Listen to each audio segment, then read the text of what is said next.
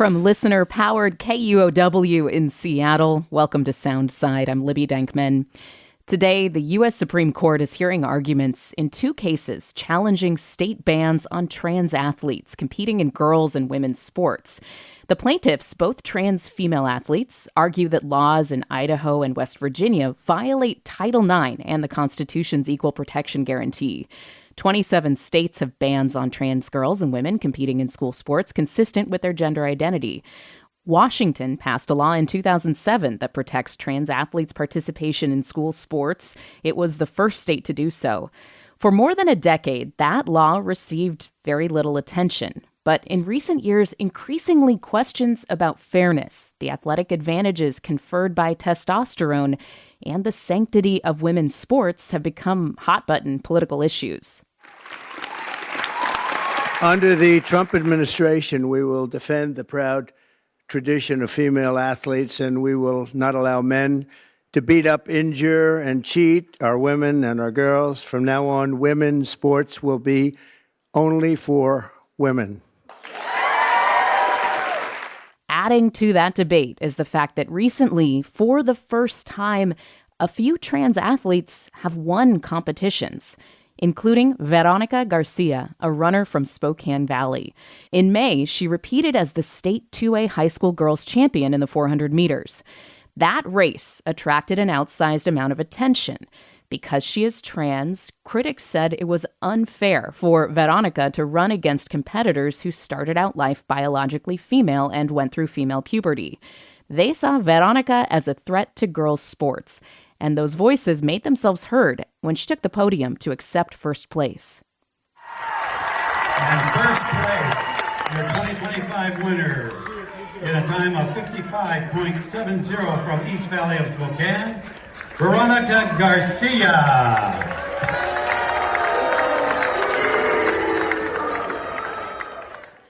Verónica smiled for the photos, and she says she tried to block out jeers from the crowd.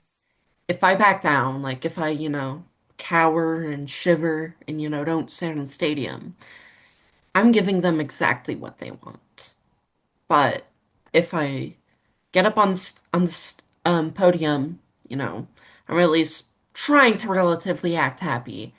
I'm giving them the opposite of what they expected, because in a way, I do kind of operate decently under pressure. That's from an interview I did with Verónica that we're going to dedicate our full hour to today. First, though, a little more context. Washington school superintendent has estimated that just 5 to 10 out of the state's 250,000 K-12 student athletes are trans. This month, Let's Go Washington, the group backing a citizens' initiative to block trans girls from competing in girls' sports in Washington, turned in signatures to the Secretary of State's office. If those signatures are verified, Democrats in the state legislature have indicated they will not pass this initiative. So the question of whether to allow trans athletes to compete in K-12 girls' sports is expected to go to state voters in the fall. Amid this swirl of judges, advocates, politicians, pundits, there's people like Verónica García, the teenager who ran some high school races in Spokane and won. Last month, she was the subject of an extensive profile in the Washington Post that explored her life as she was finishing high school and competing in track and field for the last time. The story included difficult details about Verónica enduring poverty, not having enough to eat or proper shoes to wear as she trained for track meets. After graduating from East Valley High School, Verónica spent time in a youth shelter. CDC data shows trans youth are much more likely to experience homelessness compared to cisgender peers. Verónica has since been living with her former high school track coach, whom she refers to as Mom, and she's been attending community college. Verónica plans to become a wildland firefighter. I recently spoke with Verónica García and Casey Parks, the reporter at the Washington Post, who spent months getting to know Verónica for her profile. We talked for almost 2 hours. As you'll hear, Casey is a real storyteller, and Verónica is still a teenager, sometimes a goofy one. She was making some faces at Casey and me while we talked. She took some dance breaks, and she just had to show me her Lady Gaga Abracadabra t-shirt. This is a condensed version of that conversation. So, Veronica, I want to start with you, if you don't mind. Why did you start to run and why do you like it? I think I love to run because it's one of the things I don't suck at. Like, it's very blunt because, like, for soccer, you have to have great hand-eye coordination. For wrestling, you have to have great upper body strength. For volleyball, you have to have like great reflexes and all of that. And running, it's just you run. Like, it's really all it is to it. And I like it because it's simple, and I feel like you can do a lot more when you're out running because you can see some pretty beautiful places, like especially in cross country. Like, you can see so many beautiful courses where like there's a lot of fauna and nature. It's just great. I don't feel like you can get that feeling with a lot of other sports. Casey, just really quickly, you were able to really spend time and, get to know Veronica and see her over the course of many months. It's kind of rare to get, to choose to do this, to get to do this as a journalist. Why did you want to meet Veronica and talk to her and tell her story? I've been covering trans issues since probably 2014, and I had done a big story about a year and a half ago about a trans athlete in Florida who had transitioned very young, passed really well, and she was on the volleyball team, and nobody at her school knew she was trans. And then the Ron DeSantis administration found out she was trans, forcibly outed her, put her mother, who worked at the high school, on leave, and you know, outed this girl, and she wound up dropping out of high school. And as that was a really big story that was very long, similarly took about a year. And as part of that, I wanted to know every possible thing about trans girls' participation in sports. And so I read like every research paper, every history paper. I got data from every state on how many trans athletes had ever competed. And one thing that struck me then is that Washington had had a law in place since 2007 that allowed trans girls to compete without any barriers. So girls didn't need to have started hormones, they didn't need to be on puberty blockers. It was, and still is, one of the most liberal policies in the country. And despite that policy being in place for nearly 20 years, a trans girl had never won. And so I initially put that in my other story, like, oh, kind of saying this isn't really a problem, no one's dominating. But the more I covered trans sports, the more I started to think every time someone argues for trans inclusion in sports, they use this argument of, well, they're not really that good. And I remember I heard that Veronica won in 2024, and I was like, oh my gosh, it happened. Like, I just was looking at this after 20 years, a trans girl has finally won a championship in Washington. And then I saw that people had booed her. Around the same time, a similar thing happened in Oregon where a Portland teenager, Ada Gallagher, won a track meet, and people in Salem at the time, I think it was, booed her. And most of the stories I do about a backlash against trans rights, they're in the Midwest, they're in the South. I had not seen that kind of backlash on the West Coast. And this is probably naive, but I just didn't think it was something that would happen here. And I wanted to know what it felt like to be the teenager at the center of that because I couldn't personally imagine standing on a podium while 10,000 people booed me. And if you look up video of her from her 2024 win or her 2025 win, she really doesn't back down. She stands up, she smiles, she claps for the other people. And the first time she won, she was 16. And I was just like, how can you be 16 and like let everybody boo you and just like stand there with such bravery and resilience? So I messaged her on Instagram.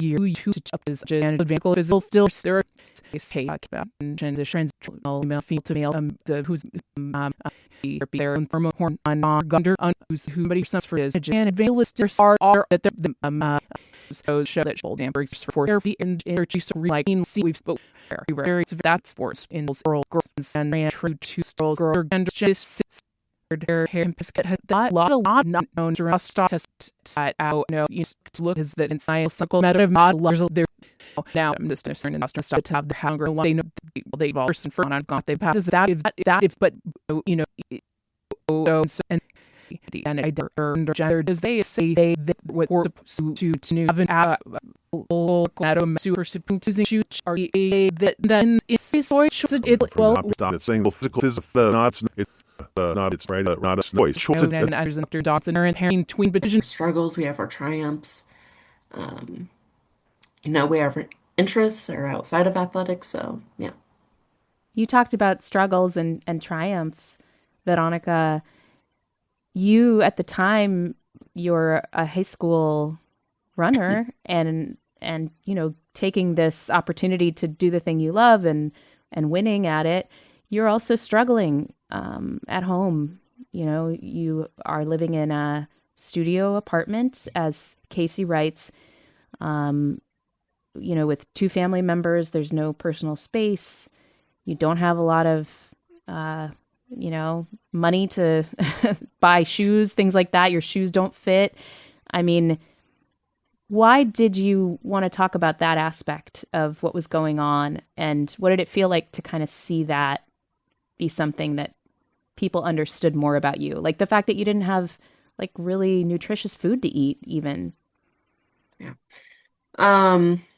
Yeah. And I mean, that's a great question. As it kind of pretty much ties back to what I said, it shows that, you know, not everything, you know, is rainbows and sunshine, essentially. Like, but like, I also want to show the world that, like, keep in mind, this is, I mean, maybe not quite the life of all trans athletes, but keep in mind, like, for a lot of trans people, like, even especially right now, like, our lives are pretty bleak. Like, we're constantly getting lambasted by pundits and politicians, trying to twist and distort us, to make us seem like we're a bigger threat, even though we're not. We're only like 1% of the population at most. I think one thing we talked about a lot too is the different kinds of advantages in sports and wanted people to Yeah, know like, okay, maybe at one point I had more testosterone than some of my other competitors, but I remember one time we were talking about another athlete and Veronica said to me, I bet she eats 3 meals a day. And it just broke my heart because I'm thinking, yeah, honey, everybody except for you is eating 3 meals a day on that track, you know? And I think, you know, the way she has been portrayed as if she's dominating other girls. And they use language also to talk about her as if she is a grown man, but she is a child who, you know, at one point was only eating rice and still competing. And she's doing so with not as good of, she's not getting as good of sleep. Her shoes aren't as nice. like, you know, most of these people, MAGA and conservatives, and I mean, there are also Democrats and liberals that also think this way. Um, you know, they mostly think that advantage comes from like being born as a man or, you know, testosterone. And while generally speaking, like, yes, there's also a lot of socioeconomic factors, like everything I was going through. It's like it could still easily have then turned out to one day I step on that track and like mid race I just fall over. Like that that was my reality, essentially. I want to get to some of those biological issues that you pointed out and the issue of male puberty and things like that. But first, Casey, I read your story as just an example and an exploration of what it means that all of these adults are talking and arguing about a policy, and that argument is being played out at the cost of a bunch of kids. And not that many kids, actually, a scant few kids who are participating as trans athletes in sports. And so they kind of have to bear the brunt of this big social and political argument we're all having as adults. What do you think about that, and why it's happening this way? So after 2015, when the Supreme Court legalized same-sex marriage, both the right and left had they had really used the issue of same-sex marriage to drive voters to the polls or to raise money for some organizations. And both sides really needed a new issue after that was settled. And both settled on trans rights. And initially, especially around 2016, the conservative groups decided to go after trans people in bathrooms. That was a spectacular flop in 2016. The first bathroom bill that passed, HB2 in North Carolina, was met with huge boycotts. And so they were forced to abandon that bill and other bills like it that they had hoped to push in other places. Um, so around that time, there is one group, the American Principles Project. This is a right-wing group. They felt like the Human Rights Campaign had totally beaten them on the bathroom bill issue. And I've talked to the guy who runs it, and he's like, I want to I want to beat them. Like, I want to be the guy that figures this out. And they spent tons of money figuring out how can we get people to be upset about trans people. And at the time, it wasn't bathrooms. And what they found from their polling is that it was sports. They figured out, we can begin to, in the words of this particular organization, we can begin to disrupt the fallacy of gender ideology if we just have a way in. John Oliver, the HBO News comedian, has said, you can say anything you want about trans people as long as you add in sports at the end. So, like, I don't really think trans women are Yes. women in sports. And it became this thing that started to gain traction. The first sports ban wasn't passed until 2020. It was in Idaho. A former D1 women's basketball coach turned state lawmaker pushed that one. And then there was around the same time two trans girls who won in Connecticut, and they took those girls and made them into the boogeyman. And they took the cis girls who lost to those two girls, the Alliance Defending Freedom, which is one of the biggest conservative organizations. They took the cis girls who lost to them, they took them to Florida, they took them to other states to get states to pass those laws. And some of these states didn't have any trans participants. Like the Associated Press did a study, I think it was in 2021, and found they called every state, and 20 of them had zero trans people competing at all. But all those states had passed bans. And it's, for most people, it sounds right. Because if you think about a man competing against a teenage girl, you think, well, of course they're going to dominate. Like, it just sounds right. And honestly, the science is more complicated and extremely incomplete.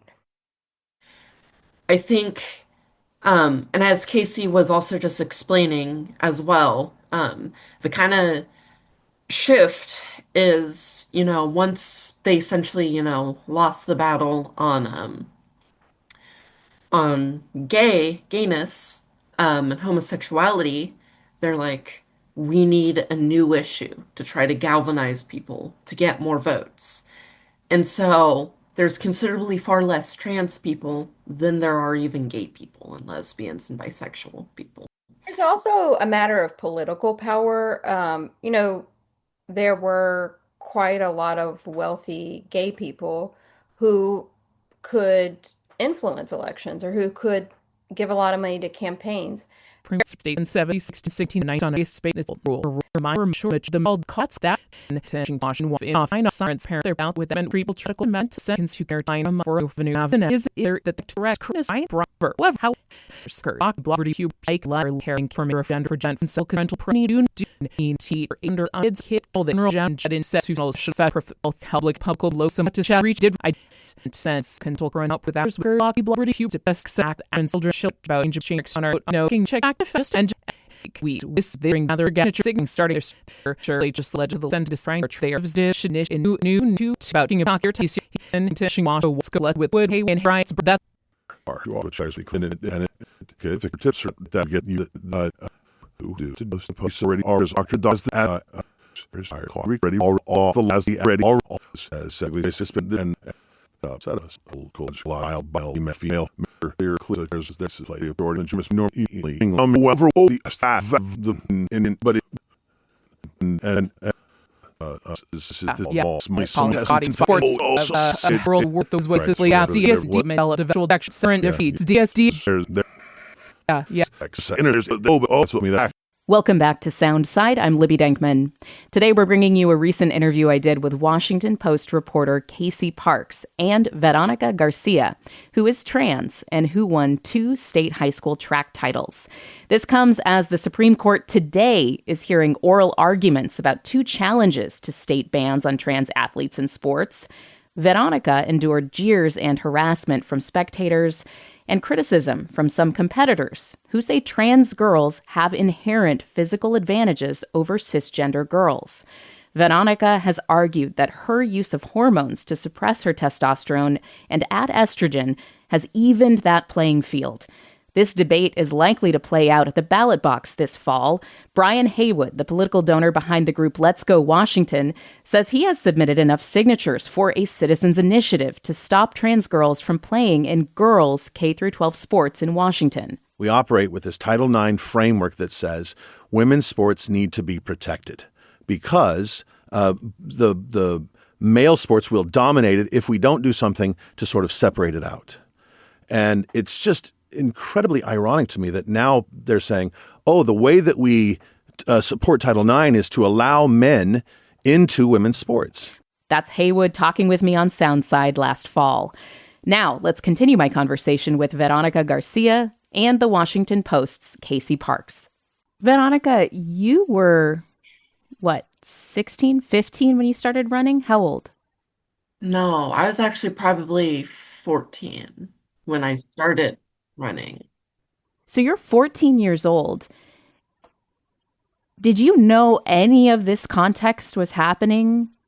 I mean, I know that initially you were competing in the boys category, and then you went and talked to the coach at your school and said, I'm trans and I'm going to compete in the girls category, and that's what happened.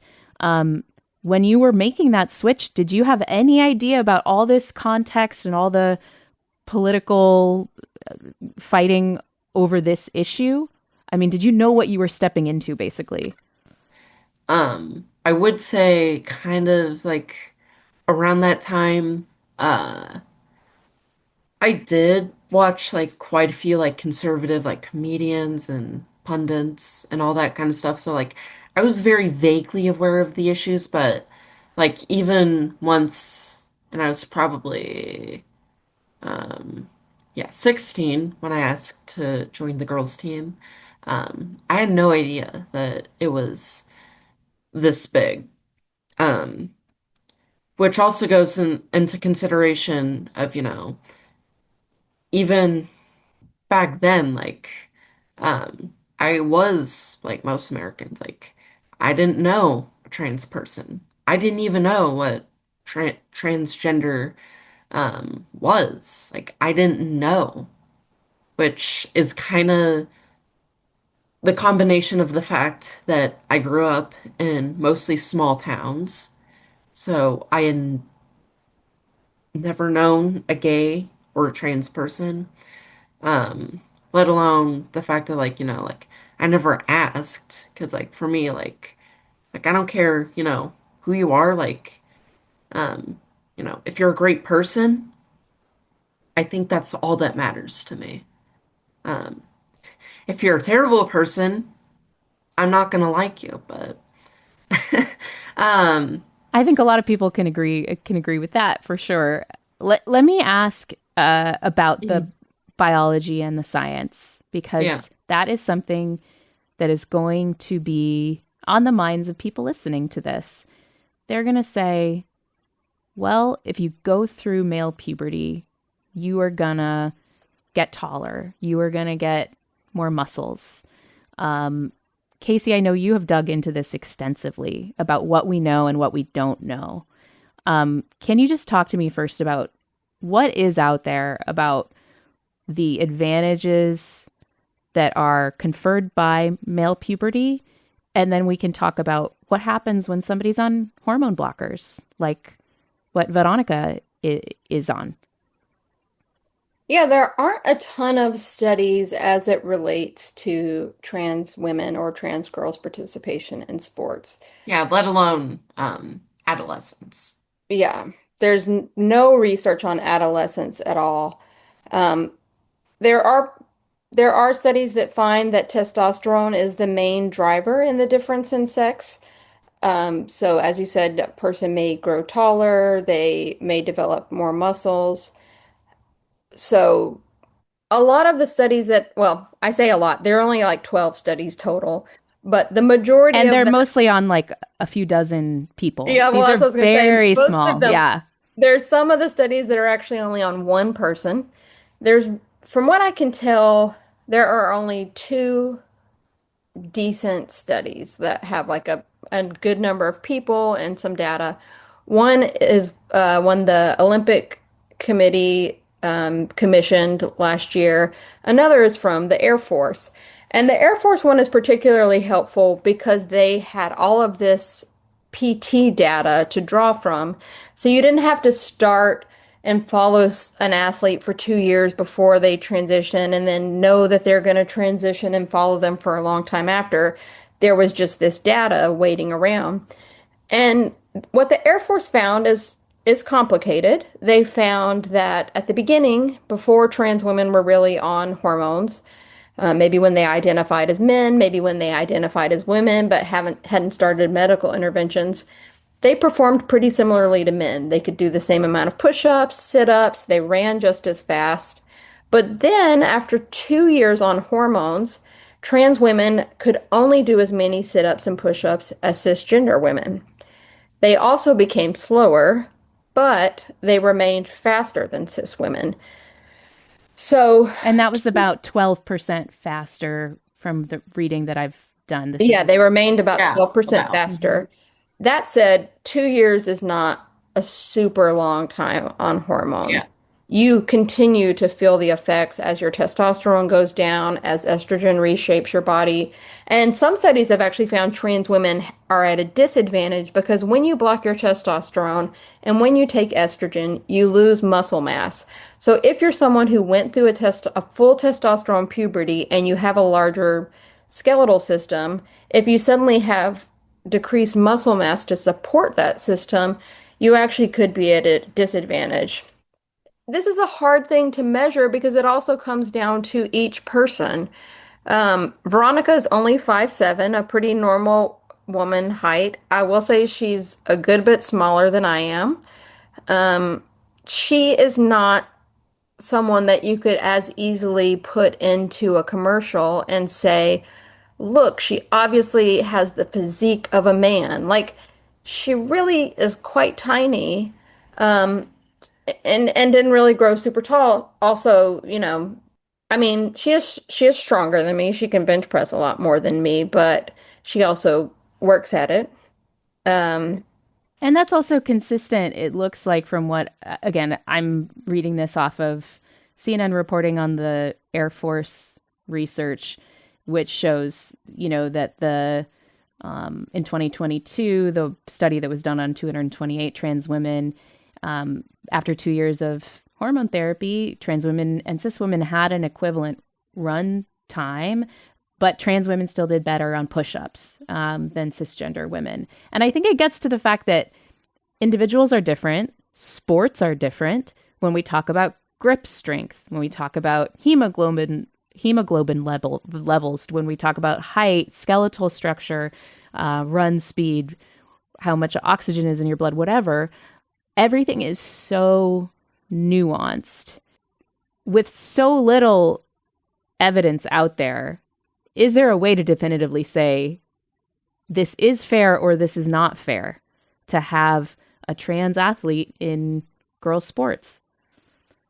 Well, I think before this became a big political issue, the governing bodies of sports did attempt to find that line. They had not even just time markers, but like your testosterone levels must be at this certain level, and that gets a little bit, again, hard to adjudicate because some women have naturally high testosterone levels.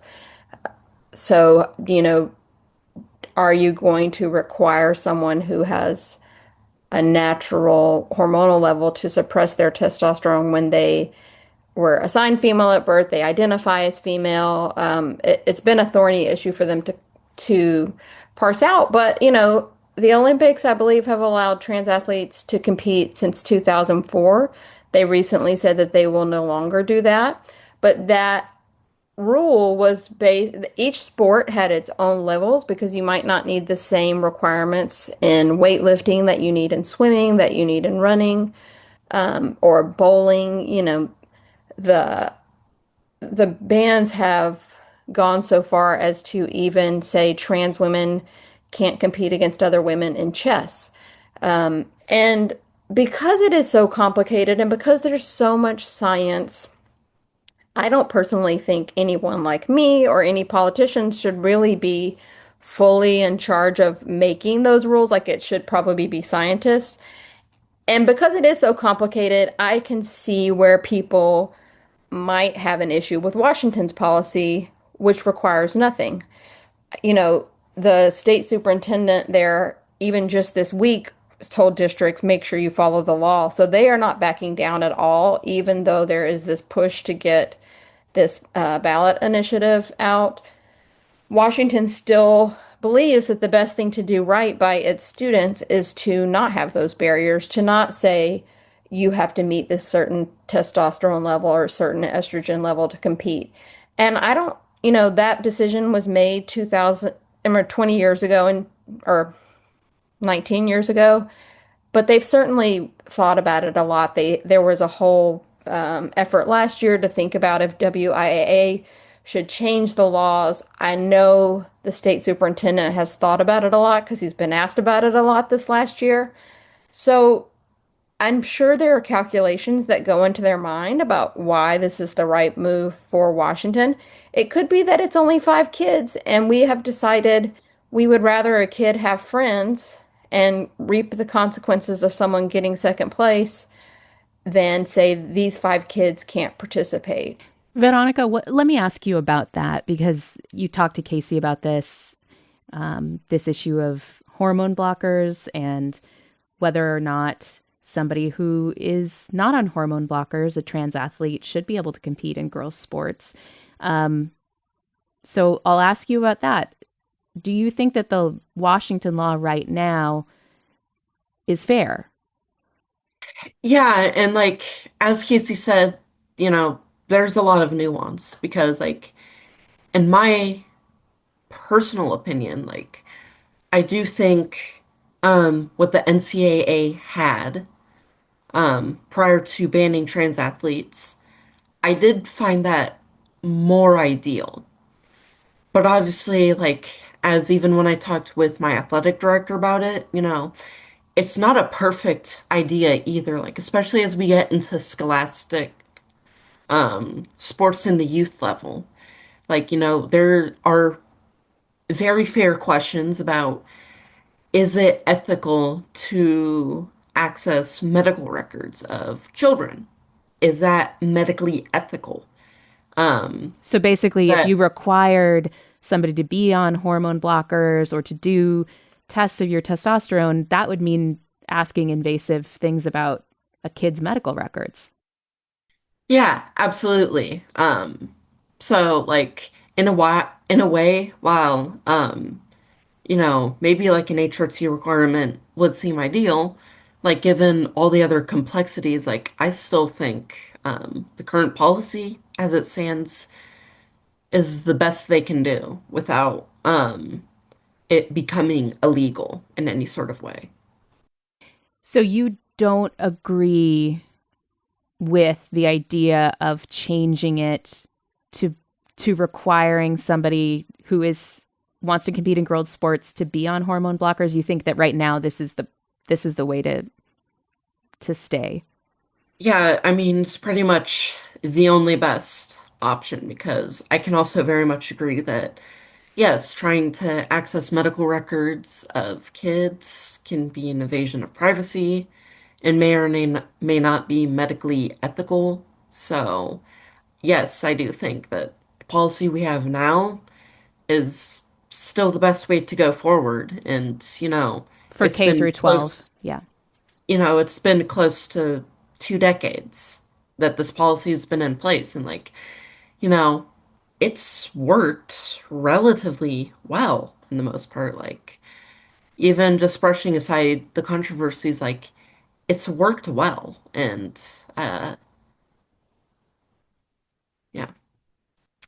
I will say that is something that um, Veronica has thought about a lot, though. Like there is another trans girl in Washington who was competing who, Yeah. Can I speak about that? yeah, go ahead. Yeah. Because like as Casey was about to bring up, like one of the stories that I saw was a trans girl in Shelton High School here in Washington was playing basketball, and the other or one of the other athletes on the Tumwater team had called her a man, had said all this derogatory stuff, and then was eventually removed for the game, and then obviously got investigated by the WIAA and school district for harassment, which like I still fully believe that it is harassment. Um, but the thing that kind of got me thinking was because like I didn't really watch the interview, but like me and Casey kind of talked about it. Um, she said to a conservative pundit, um, she said she was not on hormones and she was not interested, and may never take hormones.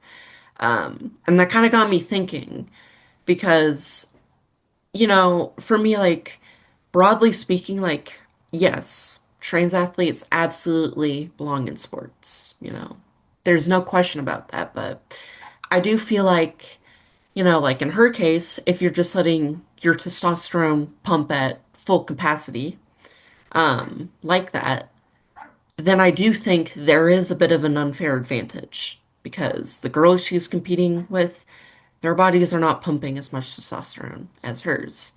She's choosing not to block it or restrict it in any way. And for me, like I come at the crossroads of like my own beliefs, but also of like I could actually see how this could be unfair because like in my case, like as much as I can do medically speaking anyways, like I'm trying my best to reduce my testosterone that my body naturally produces, along with other genetic factors that I already had in the first place. So I find it a little more fair. But even as we get into the discussion of like testosterone, like biology it's very nuanced, like, and so that's why, genuinely, like, I don't think politicians should be the ones making the rules. I just really quickly just want to underline basically what you're saying is, again, the science needs to drive this conversation. And so far, that's not happening. Yeah, a lot of these cases, like, yeah, I don't think that's happening. Like, it's a lot of, these governors that are just, passing bills and all of that, when it's like they may probably have never had any experience in athletics. And, like Michael Phelps, he had an enormous wingspan, and that allowed him to essentially dominate swimming. Or even like Brittany Griner or Caitlin Clark, they're 6 foot. So, and, skinny and pretty muscular. And so that kind of gives them an advantage. But, in those contexts, we celebrate it. But then when it comes to trans women, we boo, we demonize. You're listening to Soundside. I'm Libby Dankman. I'm talking with Verónica García, a former high school runner from Spokane who won 2A Washington State track titles. Also with me is Casey Parks, a reporter at the Washington Post who profiled Verónica for the paper. We're going to link Casey's reporting, including the research on testosterone, hormone blockers, and athletic performance that she cited, over on our show page at KUOW.org and in the podcast notes. More with my guests in a minute on KUOW. Back with more Soundside, I'm Libby Dankman. My guests are Verónica García and Casey Parks. Verónica is a former high school athlete from Spokane Valley. She's a 2-time state 2A 400-meter champion, and she is trans. Casey Parks is a Washington Post reporter who profiled Verónica, and we sat down for a long Zoom call last week. This is a condensed version of that call. Casey, the Supreme Court this week is hearing arguments about state bans on trans athletes. In Washington State, an initiative that the political donor Brian Haywood and Let's Go Washington have funded, the signatures have been submitted, and it looks like the legislature is signaling that they will let it go to voters. So these are two very present and ongoing stories in Washington State. A lot of people listening to this might end up with this question on their ballots in the fall. I mean, I've just talked a little bit with Verónica about how she believes the science should lead this, but in reality, it's the politics that is getting out ahead of all of this. I mean, I guess I'm just asking for final thoughts, as this is sure to become one of the top issues, in the political world, especially in our state this year.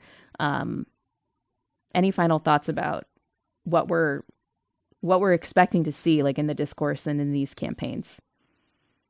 I think if you look at the polls, people have become increasingly against trans people participating in sports. A lot of that growth has happened within the Democratic Party. Republicans have been against trans girls competing kind of since the beginning. And you see some of the front runners in the Democratic Party who might run for president. I'm thinking of Gavin Newsom here, who has come out and said that it's unfair. And there really isn't any political drawback to being against trans girls in sports. There's not a lot of people fighting for trans girls to compete. That said, I think there are very reasoned arguments to make on both sides of this issue, but you can do it respectfully.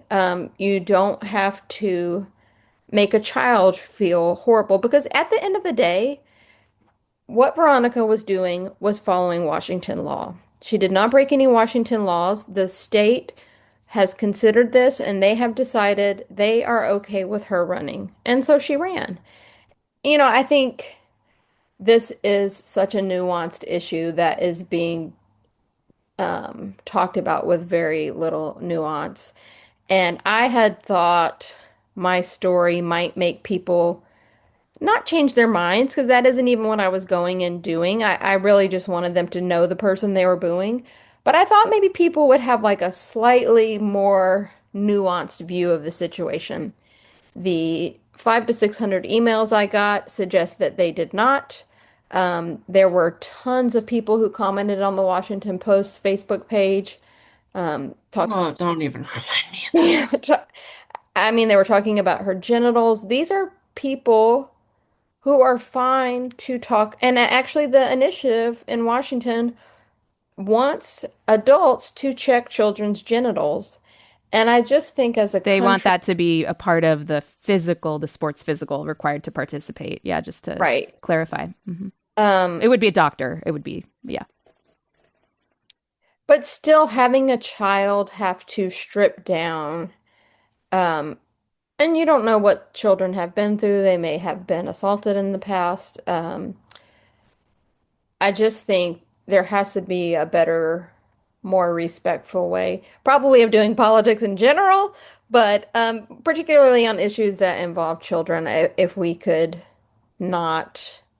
I mean, I heard adults, I didn't even list them all in the story, but I heard adults scream horrible things at her. And I just can't imagine as an adult ever yelling that at a child, no matter how much I disagree with them or how I just don't know that a little piece of zinc alloy, a metal, is worth screaming at a child like that. And I just think we could all probably be a little bit nicer on both sides to everybody. Veronica, what is your message to somebody who still says, after all of this, your competing was not fair? What do you want them to take away from this? I think at the end of the day, I hope this give more perspective and to actually know the person that, they're booing or that they think it's unfair. But, I think at the end of the day, I'm like, you're still free to, believe what you want. As much as, people hold opinions that I very much do not like, I still think that broadly speaking, people should still be allowed to hold their opinions, no matter how controversial it may be, because it's enshrined in the Constitution. And personally, I do believe that, if you don't change your mind about it and, you still think that, me competing was unfair, you know, go ahead. You can still think that, but, you also got to but you cannot, deny the fact that everything is a lot more nuanced than it is black and white. For me, you know, if you don't like it, I mean, you can go ahead. You can write an op-ed to a news outlet. You can go ahead and, go contact, your local government officials or state officials or federal officials about it. You're more than free to do so because ultimately that is how a democracy works and keeps it healthy, is we have discussion on all sides of the coin. But, you know, where we should draw the line is, yeah, when people are, going up to me, asking, to walk into the bathroom with them and pull down my spandex shorts to see what I have as genitals. That really Um, happened? to boo, yes, it did. Oh my Um, God. to boo and yell at me, or to specifically seek out my Instagram page to, say, write that I should kill myself, or that they hope that I die, or that I get assaulted. Or even people finding my account and then posting on their story saying, this is their account, go to and start harassing her. Um, that's where we should draw the line. Because, regardless of whatever you believe in, you cannot deny whatever somebody does most of the time, that should not ever warrant harassing somebody.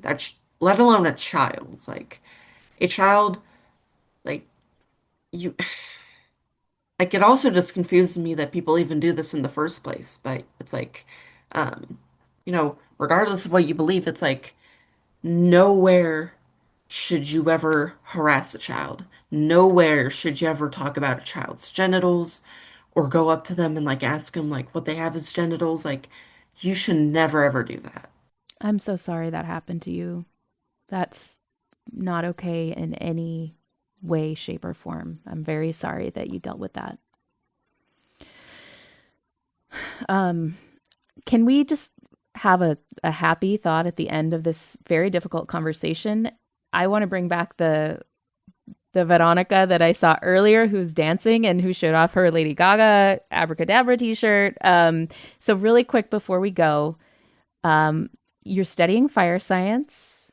What is your dream in terms of where you are in 5 or 10 years? What do you want for your early adulthood, a pie in the sky dream for how this turns out? Wee woo, wee woo, wee. What is that? The fire truck? What was that? But on a more actual serious note, like at the end of the day, like 5 to 10 years, like I hope to graduate. I hope to have my associate degree in fire science technology. I hope to have my EMT license. I hope I get my you know, any certifications that I need, which I have a few of them already, but yeah, at some point I'm hoping to probably most likely start out in wildland firefighting.